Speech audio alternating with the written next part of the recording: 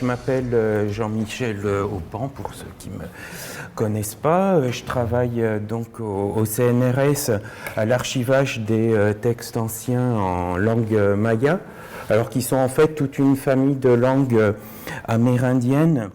qui sont parlées aujourd'hui encore par quelques millions de personnes dans la partie centra-américaine du Mexique, donc c'est-à-dire par ici sur la carte, et dans les deux pays voisins qui sont le Guatemala et le Belize. Ce nom de Maya, en fait, il a été donné par les linguistes il y a un petit peu plus d'un siècle, d'après le nom de la langue dont l'aire d'expression est la plus étendue, puisque ça correspond approximativement à l'ancien pays du Yucatan, c'est ce qui apparaît en orangé sur la carte.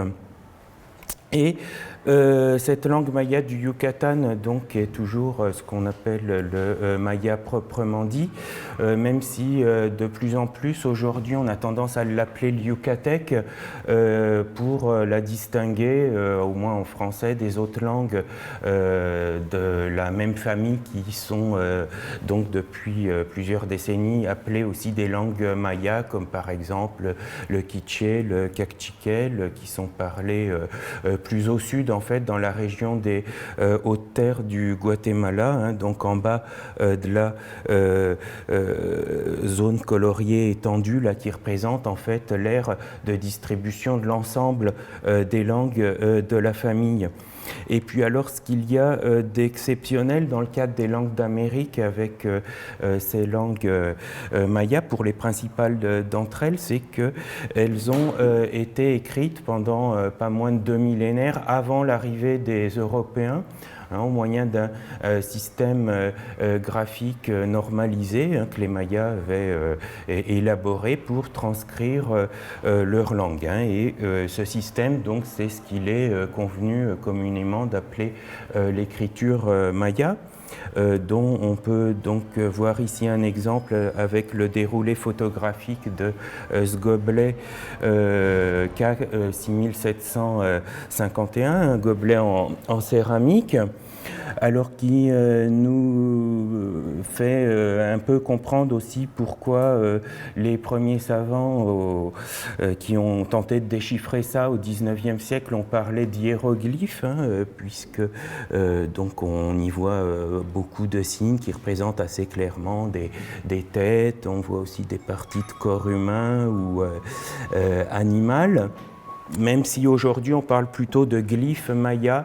plutôt que d'hiéroglyphes, pour éviter évidemment tout amalgame qui pourrait induire des confusions entre des civilisations qui, on le sait bien, ne se sont jamais rencontrées. Et ces glyphes mayas, en fait, de toute évidence, étaient peints le plus souvent dans des manuscrits en papier d'écorce, alors qu'ils étaient obtenus par battage du libère de certains genres de figuiers. C'est ce qu'on appelle les codex du Mexique préhispanique, dont la céramique de style codex, comme ce gobelet K6751, donc, apparaît en fait comme des transpositions pérennisées en dur de pages, sachant que la fragilité du papier, alors en particulier face à la chaleur humide qui règne dans la plus grande partie de la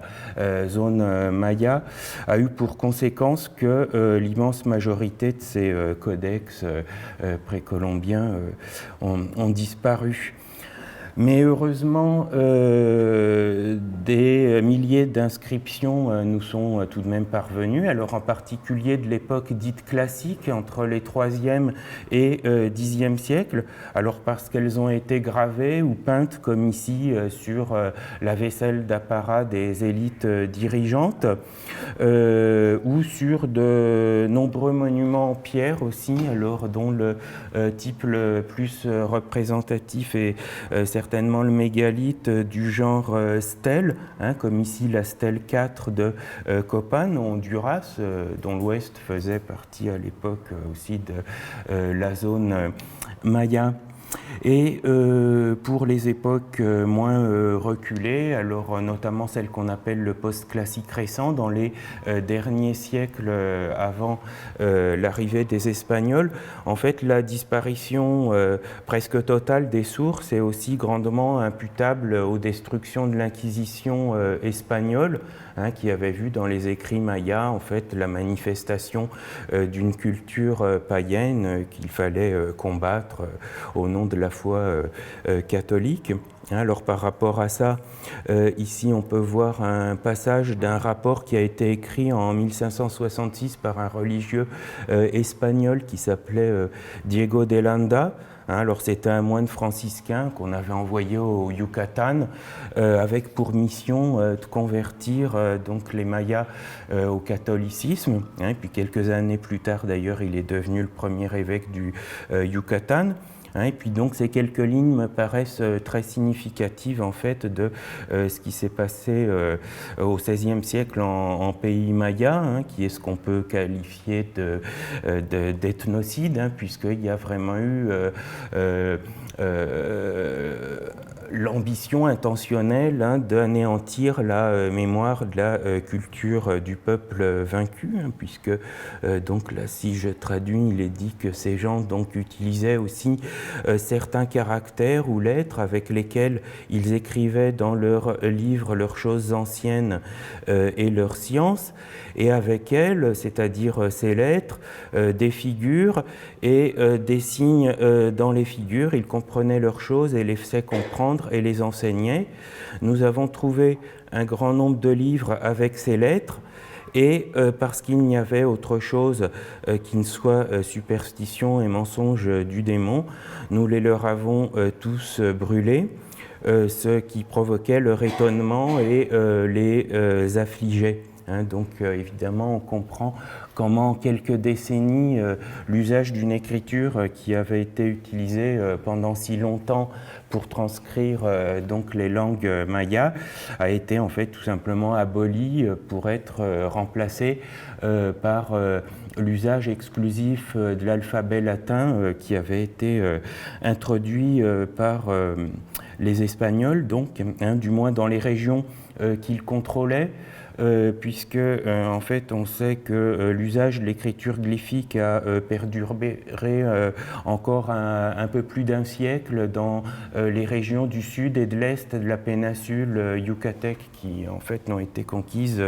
qu'à la fin du XVIIe siècle. Donc en fait, à la différence des hiéroglyphes égyptiens, l'écriture maya était morte depuis un temps en fait relativement court, qui correspond à peu près au XVIIIe siècle. Quand au XIXe siècle a commencé à se constituer une communauté de savants curieux d'en apprendre plus sur la culture encore très méconnue des Mayas et leur passé. Et un intérêt international pour cette culture allait même naître dès le second quart du XIXe siècle, suite à la publication des récits de voyage de l'explorateur John Lloyd Stephens, qui allait visiter les ruines des principales cités mayas préhispaniques, accompagné de son dessinateur Frederick Catherwood, qui auparavant avait travaillé pour des égyptologues d'ailleurs. Et Stephens avait pressenti dès cette époque, alors d'une façon tout à fait visionnaire, comme on va le voir, que les stèles, donc comme cette stèle 4 de Copan, représentaient des dirigeants et que les glyphes inscrits dessus racontaient leur histoire. Mais pour autant, aucune pierre de rosette maya, si on veut, n'allait rendre le déchiffrement des glyphes mayas aussi rapidement fructueux que n'avait été celui des hiéroglyphes égyptiens, puisque c'est dans les années 1860, à l'époque de ce qu'on appelait la Commission scientifique du Mexique en France, qu'une copie effectuée au début du XVIIe siècle du rapport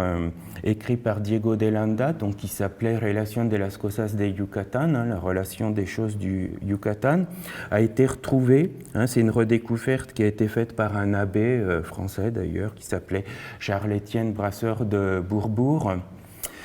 Et outre une multitude de renseignements donc, qui étaient devenus très précieux pour la connaissance de la culture des derniers Mayas qui ont vécu avant le contact,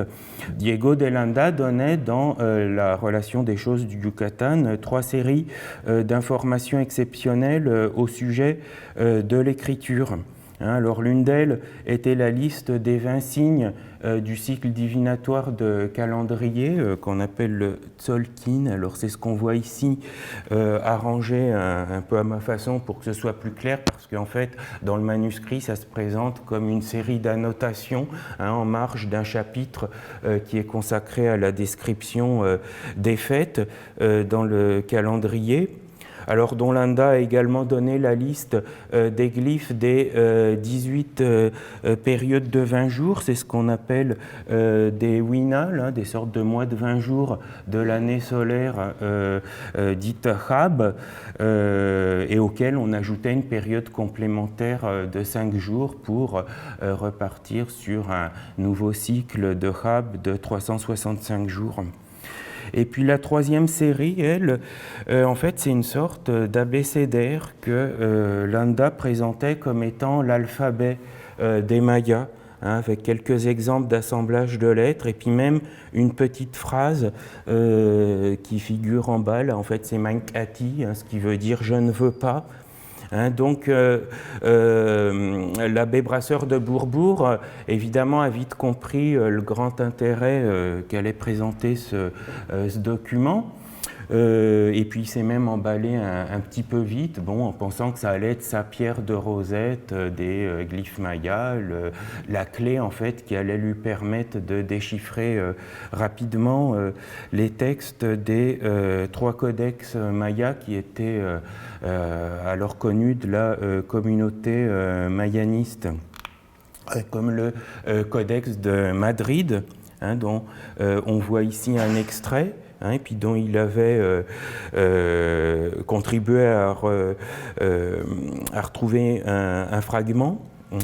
Et puis dans un premier temps, donc, Brasseur de Bourbourg a obtenu des résultats plutôt encourageants, en arrivant à reconnaître certains des signes de l'alphabet de Landa à l'intérieur des inscriptions donc, de ces codex. Alors en particulier le premier des 2 U, ici. Ce signe en particulier, effectivement, est relativement fréquent dans la mesure où il s'avère qu'il correspond au pronom ou, qui en maya est le pronom de la 3e personne et qui est en fait le pronom possessif devant les substantifs, donc c'est l'équivalent de son ou ça, et dans la flexion verbale, c'est le pronom personnel devant les verbes transitifs, donc l'équivalent de il, elle ou ça dans le sens de cela, donc c'est évidemment fréquent, et d'autant plus que dans les anciens textes mayas, la 3e personne est ce qu'il y a de plus fréquemment employé, alors que la première et la 2e ne le sont que beaucoup plus occasionnellement. Et pour ne faire un zoom donc sur la partie d'Almana du registre supérieur, donc on peut identifier un de ces U ici. On en a un autre pour introduire le glyphe qui se trouve juste à droite, alors que je transcris OU avec une apostrophe qui marque en fait la consonne glottale, qui a valeur de consonne dans la phonologie du maya. Donc en fait, c'est plutôt une syllabe, comme on va le voir. Et puis on en a encore un troisième là, encore un autre là, et puis on peut même deviner que dans le coin où c'est un petit peu abîmé, à gauche, qu'il y en avait aussi un là. Donc en fait, c'est vraiment chacune des 4 inscriptions de 4 glyphes associées aux 4 images qu'elle surmonte, qui est au moins introduit par ce signe ou. Et donc c'était plutôt un bon début pour Brasseur de Bourbourg, mais bon, ça allait vite s'avérer tout de même plus compliqué. Alors notamment parce qu'on peut voir que dans ces glyphes, bon, il y a tout de même de nombreux signes qu'on ne retrouve pas dans l'alphabet. Et puis lorsqu'on arrive à en identifier plusieurs d'affilée, on ne parvient en général pas à les lire comme ça alphabétiquement, et Brasseur de Bourbourg lui-même allait reconnaître qu'il ne parvenait à aucune lecture qui aboutisse à une traduction globalement cohérente. Puis donc en fait cet alphabet de Landa a plutôt engendré à la fin du XIXe siècle une sorte de désillusion sur la communauté mayaniste naissante. Non seulement sur Brasseur de Bourbourg lui-même, mais aussi ses confrères qui ont pareillement tenté en vain de lire les codex mayas à partir de cette liste. Et puis, donc, ça a détourné les chercheurs pendant plusieurs décennies, en fait, qui se sont attelés jusqu'au début du XXe siècle, inclus, à un autre aspect du décryptage donc, des inscriptions glyphiques maya, et qui est ce qui a trait en fait au calendrier à partir des 2 autres listes fournies par Landa. Et effectivement, la compréhension, disons, du système de compute, bon, ne nécessite pas forcément la connaissance des états anciens des langues, d'autant plus que Landa donnait dans Relación de las Cosas de Yucatán de nombreuses explications sur le fonctionnement du calendrier tel qu'il existait encore au XVIe siècle. Et donc, en fait, l'arithmétique et l'astronomie pouvaient apporter leur contribution sans qu'il était indispensable de véritablement lire les glyphes en langue, leur paraphrase étant suffisante. Alors la complexité du calendrier maya et de ses nombreux rouages quand même n'a pas forcément toujours rendu cet aspect du déchiffrement plus facile, mais disons que ça aboutit plus vite à de vrais résultats, comme notamment la corrélation entre calendrier maya et chrétien qui aujourd'hui encore est la plus largement admise dans ces grandes lignes, qui a permis d'établir une chronologie très pertinente pour l'histoire précolombienne des Mayas, mais aussi pour la compréhension de la chronologie dans toute l'ère mésoaméricaine même. Et donc, les chercheurs, il y a eu plusieurs générations de déchiffreurs qui se sont en fait plutôt engagés dans cette voie-là. Disons que ça les a occupés jusqu'à la période de l'entre-deux-guerres, et on est arrivé en fait au milieu du XXe siècle à une situation où en fait ces disparités qui s'étaient développées entre d'une part ce qui avait trait au contenu chronologique des inscriptions, et puis ce qui avait trait au reste avait fini par laisser supposer que les anciens textes mayas ne parlaient pratiquement que du passage du temps, au fait, au service duquel se serait trouvé le calendrier et l'astronomie. Et puis ça a même en fait induit très souvent en fait une vision trompeuse des anciens mayas, qui finalement s'opposait totalement à ce qu'avait écrit Stephens un siècle auparavant, en les présentant comme un peuple d'astronomes pacifiques qui aurait été extraordinairement détaché des préoccupations d'ordre matériel, qui avait motiver l'histoire des autres civilisations. On pensait même que l'écriture, en fait, chez eux, n'aurait pas pu être un outil destiné à transcrire une langue parlée, alors que bon, c'est pourtant le cas partout ailleurs. Alors ça paraît assez difficile à entendre aujourd'hui, mais c'était bien l'avis des mayanistes occidentaux les plus éminents de l'époque, comme Sylvanus Griswold Morley, John Eric Sidney Thompson. Et ça a marqué durablement en fait cette vision un petit peu extraterrestre, on peut dire, des anciens Mayas, et puis qui d'ailleurs n'a pas complètement disparu aujourd'hui dans les milieux fantaisistes. Il suffit d'aller faire un petit tour sur Internet pour vite s'en rendre compte. Et ça de sorte que dans le contexte politiquement tendu de la guerre froide, puisque là donc on arrive dans les années 50 et 60, sont passés pratiquement inaperçus, quand ils n'ont pas été violemment critiqués, les travaux d'un jeune chercheur soviétique qui s'appelait Yuri Knorozov et qui lui croyait en l'existence d'une grande part de phonétisme dans l'écriture maya. Et ce linguiste, qui était donc à l'époque complètement inconnu en Occident, avançait ses hypothèses sur le fait que dans l'histoire des systèmes graphiques de représentation de la parole, ceux qui ne sont pas issus d'autres écritures, en fait, avaient à l'origine en général combiner un répertoire de signes-mots, si on veut, ce qu'on appelle des logogrammes, à des phonogrammes qui marquaient en général des syllabes, ce qu'on peut appeler des syllabogrammes. Et puis cette idée semblait en fait corroborée par le nombre de quelques centaines de signes que Knorozov avait obtenus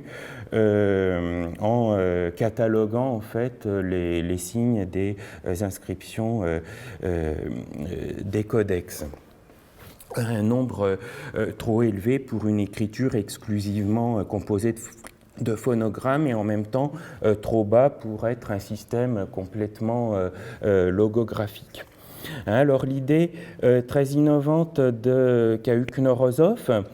ça a été de revenir donc à cet alphabet de Landa, alors en supposant qu'il aurait été en réalité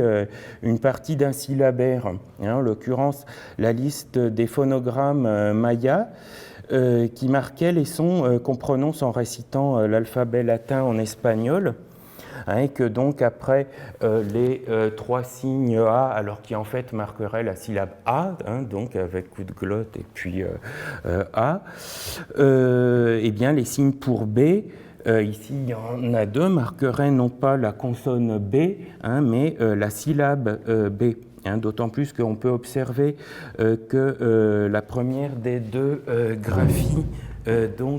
ici représente en fait une empreinte de pied encadrée dans un cartouche. Et puis justement le mot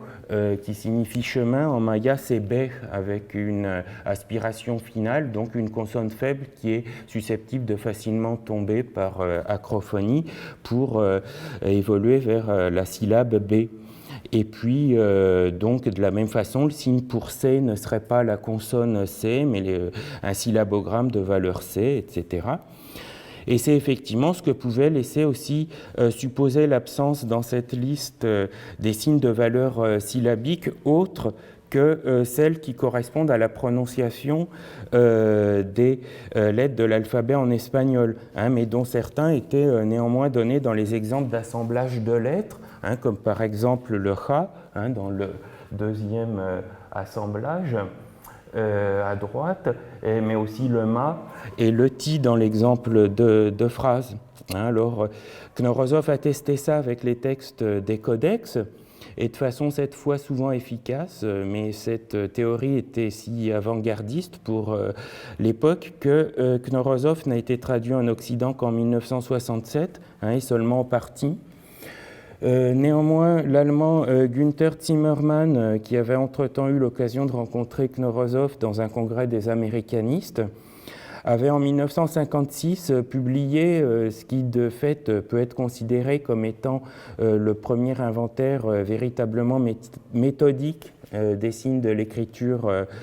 maya, pour pouvoir proposer de façon normalisée des transcriptions codifiées des textes glyphiques, alors à l'époque indépendamment de toute lecture encore. Et puis ce catalogue parvenait lui aussi à quelques centaines de signes comme Knorozov. Et puis les choses allaient désormais continuer à vite prendre de nouvelles directions, puisque 2 ans après cet essai, Heinrich Berlin, un autre épigraphiste allemand installé au Mexique,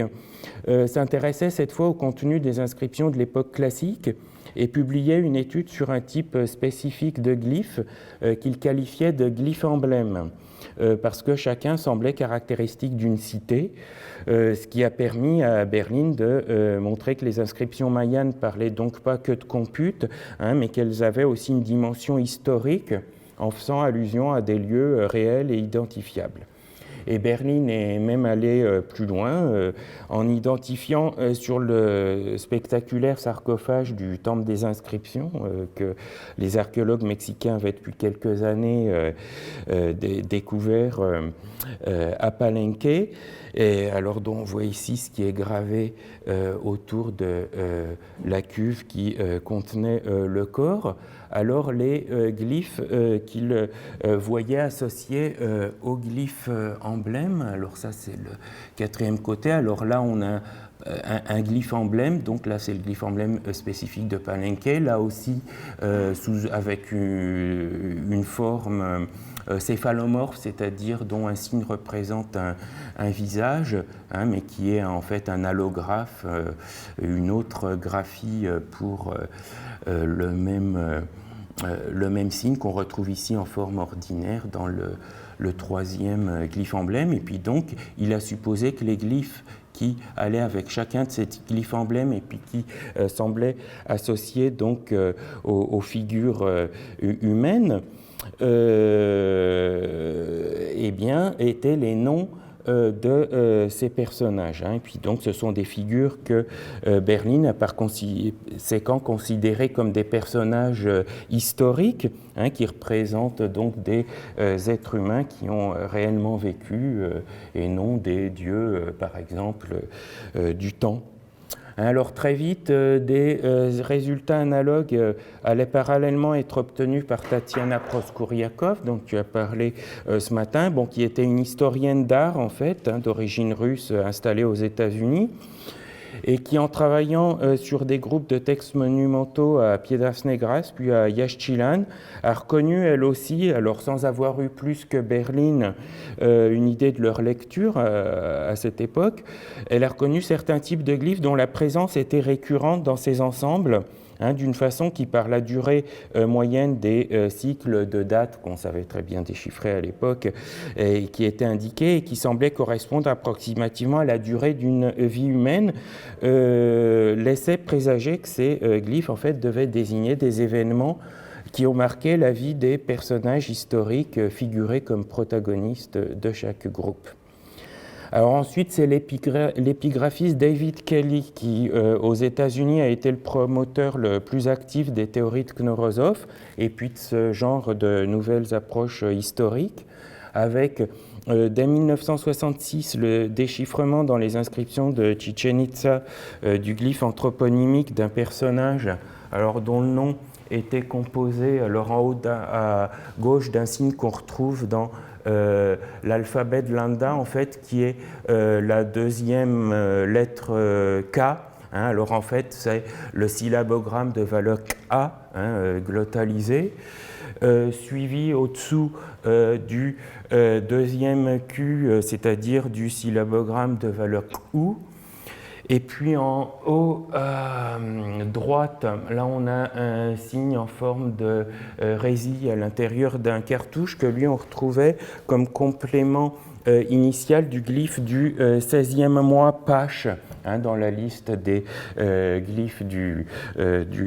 Chab, puis qui laissait donc supposer que lui, il était un complément syllabique de valeur Pa, et qui lui-même se trouve en fait là sur le premier K de lambda, donc un syllabogramme de valeur K non glottalisé. Et puis enfin, d'une forme réduite tout en bas,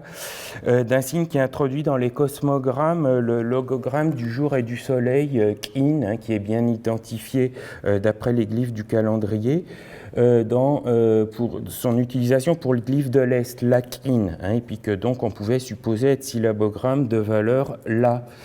Et donc Kelly a lu ce nom Kak ou Pakal, c'est-à-dire littéralement en fait feu son bouclier, et qui en fait était le nom de ce personnage qui avait fait partie de l'élite dirigeante donc de Chichen Itza au IXe siècle, à l'époque classique finale, et puis dont le nom signifiait de feu et son bouclier. Alors, de la même façon que la reconstruction du calendrier avait monopolisé les efforts des déchiffreurs de la fin du XIXe siècle et du début du XXe, celle du syllabaire allait concentrer pendant toutes les années 70 et 80 l'essentiel de la recherche dans le domaine du déchiffrement de l'écriture maya, en sorte qu'au début des années 90, la table syllabique avait à peu près acquis l'état de reconstruction qu'elle revêt encore aujourd'hui, c'est-à-dire ça, et puis ça. Ce qui a permis en même temps de déchiffrer de nombreux logogrammes en se basant sur des modèles de substitution syllabique. Par exemple, lorsque dans des noms qui contiennent aussi ce mot qui signifie bouclier, à la place de pa kala, là en fait on a les consonnes et puis les voyelles A et I, O, U. Donc, lorsque à la place d'un glyphe qui unit ce signe qu'on a vu tout à l'heure, K, celui-ci ou celui-là, selon si c'est un céphalomorphe ou pas. Et puis, donc, celui-ci, alors je suis un petit peu trop petit, mais le là en haut. Et lorsqu'à la place de ça, donc, on a en fait un signe qui représente une rondache, et qui montre que il s'agissait bien d'un logogramme en fait de valeur pakal bouclier. Et puis donc c'est comme ça que des centaines de logogrammes mayas ont été également déchiffrés. Ce qui donc a permis en ce début du XXIe siècle de ne plus se limiter à déchiffrer les glyphes mayas en les paraphrasant, mais de plus véritablement les lire quasiment comme dans n'importe quelle écriture connue. Et ces résultats sont d'une grande importance du point de vue de l'histoire des Mayas, puisqu'ils ont permis d'enfin rendre intelligible ce qui était écrit entre les dates, dans des milliers de textes glyphiques, et d'ainsi parvenir à lever le voile sur 2 millénaires d'histoire préhispanique d'un peuple autochtone de l'Amérique. Et ce, pour finalement revenir à ce qu'il y a près de 200 ans avait été pressenti par Stephens et Catherwood.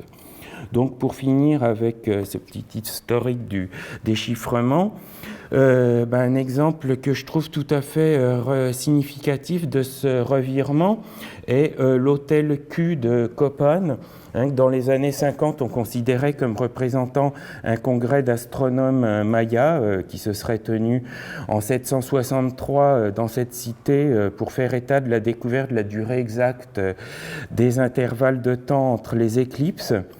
Et qui aurait été commémoré par la construction de l'édifice qu'on aperçoit dans le fond juste à côté. Donc à l'époque, c'est tout juste si on n'interprétait pas les objets allongés tels que ceux qu'on voit ici sous la date Siskaban d'Ismol, donc qui est le 30 juin 763, comme des sortes de télescopes. Mais aujourd'hui, on sait désormais qu'il faut lire le texte donc, qui est inscrit au sommet de cet autel de la façon suivante. Donc, Kab Holahun Yashkin Ukam Kawil Witenach Mo Achau. donc ce qui veut dire le 5 Kaban 15 Yashkin. Alors c'est une date qui correspond au 4 septembre 426.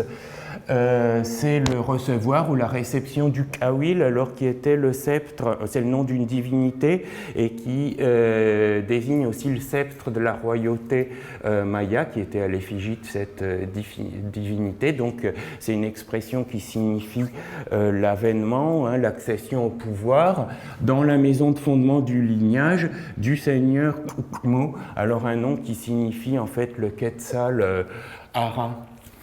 Et puis ensuite, donc on a une deuxième phrase, Washakaha, Washaklahun Yashkin, Tal Witenach Kinich Yashkukmo. Donc le 8 Arau 18 Yashkin est parti de la maison de fondement du lignage, le roi Yashkukmo. Alors là, ce qui veut dire le Quetzalara primordial. Ensuite, l'Archan Hukwinikri Yuwal Ut. Ho bin buluch muwan hil ok kawil ochkin kalomte yitar hular oshwitik, c'est-à-dire 12 jours, 7 winal plus tard, le 5 ben 11 muwan est installé le Kawil, grand roi de l'Ouest, son parent, et il est arrivé à Oshwitik. Alors Oshwitik étant en fait le nom ancien de la ville de Copan. Huklahun winikrab wakahau oshlahun kanasi ab yakuch kinich yashkukmo ukabri yashpasar chanyopat. Là, 17 vingtaine d'années plus tard, le Sisakau 13 Kayab est inauguré l'hôtel du roi Yashkukmo sous les auspices de Yashpasar Chanyopat, alors qui a été le 16e roi de Copan, successeur donc du fondateur de la dynastie Yashkukmo. Et puis enfin, Chan Oshwinikri, Uti Iwal Ut, Ho An Oshlahunikat, Ukam Te Akuch, le 4 jours et 3 winal plus tard, le 5 Kan 13 Wo, c'est-à-dire là le 29 février 776, c'est la réception de l'autel du lignage. Voilà, donc au final, on a en fait un petit texte qui raconte comment un seigneur, donc qui s'appelait Kukmo, a été proclamé roi en septembre 426, en recevant donc le sceptre de la royauté maya, donc ce Kawil, dans le lieu où on les couronnait, la maison de fondement du lignage, alors qu'il se trouvait en l'occurrence à Tikal, dans l'actuel Guatemala. Comment 3 jours plus tard, alors qu'il avait donc acquis son nom de règne, Yashkukmo, il est parti de ce lieu pour parvenir au terme d'un voyage de 152 jours à Copan afin d'y fonder une dynastie. Ces événements fondateurs étant mis en relation avec l'inauguration de l'autel par le 16e successeur de Yashkukmo, qui régnait alors, Yashpasar Chan Yopat, le monument étant consacré comme étant l'autel du fondateur dans les derniers jours de 775 et célébré comme étant l'autel dynastique 64 jours plus tard, donc en février 776. Aussi, les prétendus astronomes représentés sur les côtés du monument ne sont-ils plus du tout interprétés comme cela, mais comme étant en fait suivis des 14 rois précédents, assis chacun sur leur glyphe nominal, le roi régnant à Copan à la fin du 8e siècle, lorsque ce monument a été réalisé au pied de ce qui s'est finalement avéré être la tombe du fondateur de la dynastie Yashkukmo. En train de symboliquement recevoir pour son avènement 763, donc l'héritage du sceptre royal, et pas un télescope, donc des mains du fondateur défunt. Alors, j'ai choisi cet exemple,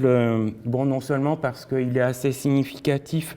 de ces revirements d'opinion puis de regard portés par les mayanistes sur ce que nous ont légué les anciens mayas, des revirements qui ont donc caractérisé l'histoire du déchiffrage de leur écriture. Mais je l'ai sélectionné aussi parce qu'il est tout à fait représentatif du type le plus nombreux et important quantitativement de documents qui nous sont parvenus, qui sont donc, comme on le voit, une sorte de propagande dynastique où il s'agissait d'inscrire dans le temps l'histoire des hauts faits des élites dirigeantes, de façon à la fois ostentatoire et pérenne, puisque un peu comme dans l'Égypte du Nouvel Empire, cette propagande était gravée dans la pierre des monuments, de façon à ce que ça impressionne les foules pour longtemps, puisque d'ailleurs on en parle encore aujourd'hui, 12 siècles après le roi Yashpasar Chaniopate. Et donc là, j'ai pris un exemple court et bon, relativement discret pour aussi avoir le temps de vous le traduire complètement. Mais bon, dans la même cité de Copan, il y a de nombreux autres textes de ce type, alors dont certains sont particulièrement longs, comme le grand escalier hiéroglyphique du temple 26, dont on voit ici la partie inférieure, avec devant son seuil la stèle M. Alors c'est haut de 21 mètres et les 2200 glyphes gravés sur ces marches racontent du bas vers le haut l'histoire des dirigeants mayas de cette cité jusqu'au 15e roi Kakipiar Chankawil, le prédécesseur de Yashpasar Chaniopate, qui l'a fait achever et inaugurer en avril 756. Puis alors cette inscription est considérée comme étant même l'inscription épigraphique la plus grande du monde, mais alors je n'ai pas été dans le monde entier pour vérifier si c'est vrai ou si c'est plutôt une exagération un peu égocentrique d'un mayaniste, parce que du coup j'ai des doutes avec ce que j'ai vu ce matin en Chine, mais bon, quoi qu'il en soit, c'est une des inscriptions épigraphiques les plus grandes du monde. Et puis du reste, ce monument et les vestiges de Copan ont été les premières ruines mayas à avoir été décrites de façon relativement détaillée, puisque juste 10 ans après le rapport de Landa sur le Yucatan, elles l'ont été en 1576 dans un rapport sur la province de Guatemala. Et c'est là que pour la première fois, sans qu'à l'époque on ait fait le rapprochement avec l'écriture maya décrite par Landa, on mentionnait l'existence dans de telles ruines de ciertas letras que no se sabe que sea, c'est-à-dire de lettres dont on ne sait pas ce que c'est. Parce que ce qu'il faut aussi savoir, c'est que l'abandon de ces cités de l'époque classique n'est pas lié à la conquête espagnole, puisqu'elles avaient périclité plusieurs siècles auparavant, alors d'une façon suffisamment soudaine, c'est-à-dire en quelques décennies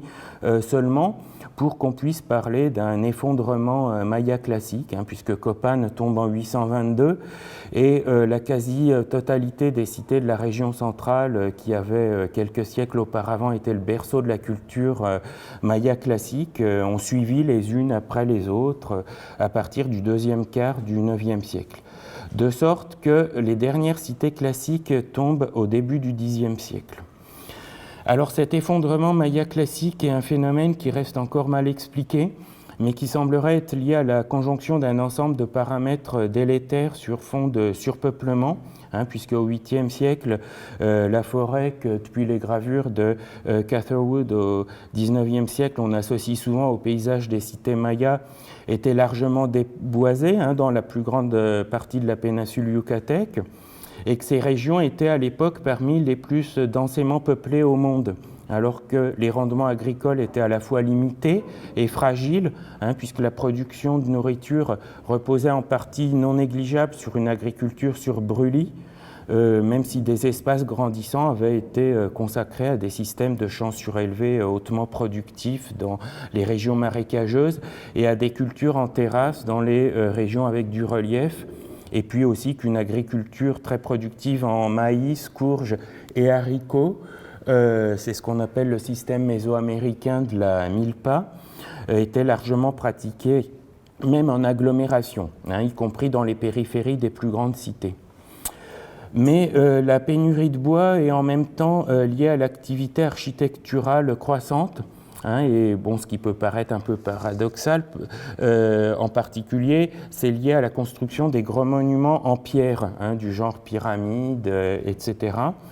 Puisqu'en effet, il s'agissait d'édifices dont les parties pleines étaient généralement plus importantes que les creuses et qui nécessitaient énormément de chaux. Et technologiquement, les fours à chaux mayas étaient très énergivores, et ce jusqu'au XXe siècle, encore pour ce qui est de la chaux fabriquée traditionnellement, selon les techniques ancestrales, puisque ces fours consistaient tout simplement en de larges tas de bois circulaires de quelques mètres de diamètre et de 2 mètres de hauteur environ, sur lesquels on met une épaisseur de moins d'1 mètre de moellons calcaires. Alors c'est ce qu'on peut voir sur cette photo qui date donc d'il y a un peu moins d'un siècle, des années 30. Et ensuite on met le feu au bois et puis on laisse brûler une journée et demie. Et donc c'est ainsi que dès l'époque préclassique récente, c'est-à-dire entre le 5e siècle avant Jésus-Christ et le 3e siècle après, ont été construites les énormes structures de la cité d'El Mirador, qui à cette époque a été la première grande métropole maya dans le nord du Petén, au Guatemala. Et pendant des siècles, toute cette architecture monumentale a énormément utilisé aussi un ciment de chaux très fin et délayé dans de la résine, alors qu'en archéologie mayaniste, on appelle un peu improprement le stuc, pour recouvrir les intérieurs des bâtiments comme les extérieurs, avec des façades souvent ornées de façon exubérante, avec des reliefs comprenant par exemple de gigantesques figures, comme on peut le voir ici, donc à El Mirador, mais quelques siècles plus tard aussi à Ekbalam, au Yucatan. Et on imagine donc que tout cela a contribué à la déforestation au moins autant que l'agriculture. Et un des signes les plus manifestes de cela est l'évolution de l'architecture elle-même, qui jusqu'au classique ancien utilise donc ce stuc sans modération, mais où on voit apparaître au classique récent, alors notamment dans le nord moins humide, des styles architecturaux qui tendent à utiliser de moins en moins de stuc, comme le style dit de Chenes, qui se caractérise par des façades en forme de visage de dragon, dont la bouche est la porte d'accès principale, qui sont assez semblables à celles du style voisin de Rio-Bec. Alors donc là, ici, vous pouvez voir les dents de la créature, et puis la porte qui sert de bouche. Là, en fait, il y a son œil, et puis là, ce sont les zygomatiques. Et, mais au lieu d'être en stuc modelé, sont composés de pierres taillées à la façon d'une mosaïque. Alors comme on le voit ici, donc à Chichen Itza, dans une façade là, de pur style Chenes, où on a c'est beaucoup plus géométrique, mais on devine encore, disons, les dents du dragon autour de la porte. Et donc, mais en utilisant ici beaucoup moins de stuc. C'est beaucoup plus une décoration faite d'éléments de pierre taillés et soigneusement ajustés. Et puis cette tendance s'est accentuée au classique final, donc à l'époque de l'effondrement, avec les grandes constructions de style Dipuk dans le Yucatan, qui justement se remettra très bien de ces changements et où se développera la période suivante une nouvelle culture maya. Alors ce qu'on voit ici, c'est le fameux palais du gouverneur d'Uxmal. Tandis qu'à Copan, qui se trouve dans une petite vallée de quelques dizaines de kilomètres carrés, qui en fait avait fini sous le règne de Yashpasar Chaniopat par être pratiquement remplie par l'agglomération, eh bien on voit dans les dernières décennies des catastrophes qui sont dues au ruissellement en flanc de vallée, tandis que la prospérité de la population diminuait de façon tangible, puisqu'on voit dans les unités d'habitation des familles de plus en plus nombreuses qui vivent de plus en plus pauvrement dans des espaces de plus en plus exigus. Et puis le pouvoir royal qui dominait la région s'est complètement écroulé après Yashpasar Chaniopat, puisque son successeur Ukit-Tok n'a même pas eu le temps de faire achever en 822 le monument commémorant son intronisation. Suite à quoi la vallée de Copan s'est complètement dépeuplée en quelques décennies, de sorte que la ville était abandonnée avant le Xe siècle. Alors à ça, on doit ajouter un autre paramètre de taille, et qui est une série de sécheresses plus importantes et fréquentes qui s'est produite au IXe siècle, et qui, comme on l'imagine, aura contribué, elle aussi, à enrayer les rouages de ce système déjà fragilisé par ce qu'on vient de voir, et à le faire basculer en moins d'un siècle, puisque Tonina, la dernière cité-État appartenant donc à cette culture maya classique, avec ce qu'on peut appeler un système monarchique de droit divin, tombe dans les premières années du Xe siècle. Alors par contre, l'argument des guerres incessantes me paraît être de relativement peu de crédit, vu qu'effectivement elles ont bel et bien eu lieu, mais enfin elles n'arrêtaient pas non plus dans les époques précédentes, y compris celle de l'apogée au 8e siècle. On peut même considérer qu'elles étaient en réalité inhérentes de la culture maya et constituent un trait fondamental de civilisation mésoaméricaine. Et puis de toute façon, on voit bien en regardant ailleurs dans le monde qu'un état de guerre permanent n'empêchait pas non plus l'épanouissement des cultures les plus raffinées. Il suffit de voir dans la Grèce antique ou l'Italie de la Renaissance. Ceci dit, on ne peut pas non plus éliminer a priori des facteurs qui ne soient pas qu'environnementaux, en raison ou non de l'activité humaine. Et puis là, je pense en fait à un facteur religieux qui est étroitement lié au pouvoir politique et qui est l'importance sacrée du calendrier. On a en effet vu à quel point il est omniprésent dans le discours officiel, où pratiquement chaque phrase relatant un événement est introduite par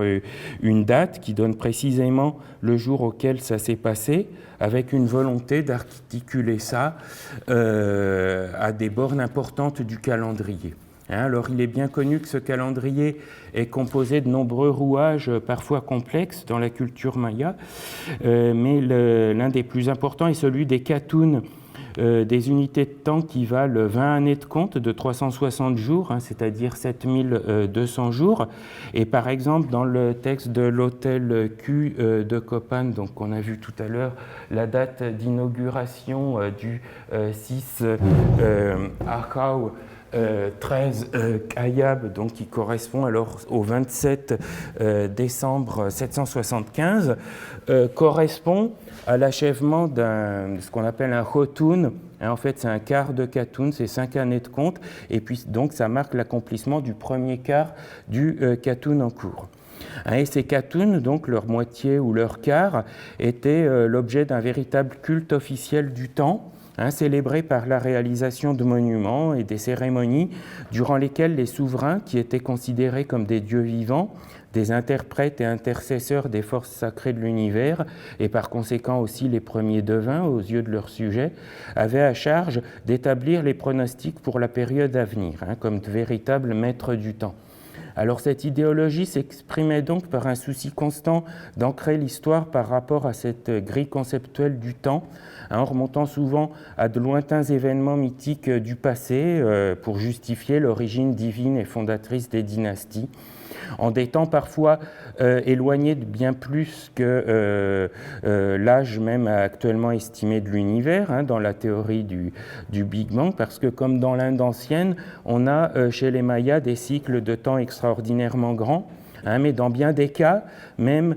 si c'est pour des périodes moins grandes, on ancre aussi les événements par rapport au futur, dont la qualité de prophète du roi est censée en fait en faire en quelque sorte un messager. Alors il y a une dizaine d'années, on avait par exemple beaucoup parlé de la fin du premier cycle de Baktun, qui sont des unités de 20 Katun, donc de 400 années de compte dans la chronologie. Qui, puisque le jour 0 en équivaut au 11 août 3114 avant Jésus-Christ, devait arriver le 21 décembre 2012. Mais il y a aussi la fin du premier Pictun de cette même chronologie, le 13 octobre 4772, un Pictun étant une vingtaine de Baktun, c'est-à-dire 8000 années de compte. Mais la borne future dont il est en fait le plus souvent question dans les nombreux textes du classique récent, et sans doute parce qu'elle parlait plus aux gens parce que moins éloignés par rapport aux gens de cette époque, c'est la mi-Pictun, si on veut, c'est-à-dire l'achèvement du 10e Baktun de la chronologie le 13 mars 830. Et ce qu'il est très curieux d'observer, c'est que c'est à l'approche de cette date, à la fin du dernier Qatun précédent, que tout commence à basculer pour les Mayas. Alors je sais bien qu'on ne voit pas franchement dans l'histoire d'exemples d'idéologies de nature religieuse qui feront ainsi basculer des civilisations, pas même l'arrivée de l'an 1000